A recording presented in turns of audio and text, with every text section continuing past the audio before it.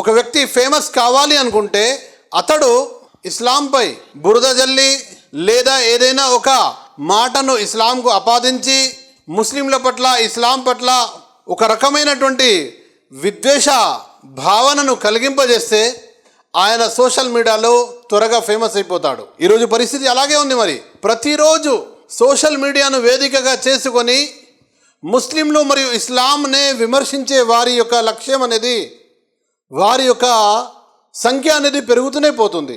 ముఖ్యంగా ఇస్లాంను మరియు ముస్లింలను విమర్శించే వారి విమర్శల్లో చాలా ప్రధానంగా విమర్శించే అటువంటి ఒక విమర్శ, ఒక అపోహ, ఒక దుష్ప్రచారం ఏదైతే గత కొన్ని దశాబ్దాలుగా ఉందో అదేమిటంటే ముస్లింలు ఈ భారతదేశానికి దోచుకోవడానికి వచ్చారు.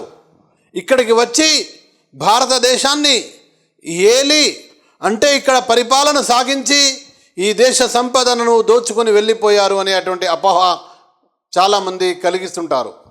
వాస్తవంగా వాస్తవ చరిత్రను గనుక పరిశీలించి చూసినట్లయితే ముస్లింలు ఈ దేశంలో ఎవరైతే పరిపాలన నేపథ్యంలో వచ్చారో వారు ఇక్కడి వారిగానే మిగిలిపోయారు తప్ప ఇక్కడి నుంచి ఎవరు కూడా పారిపోలేదు.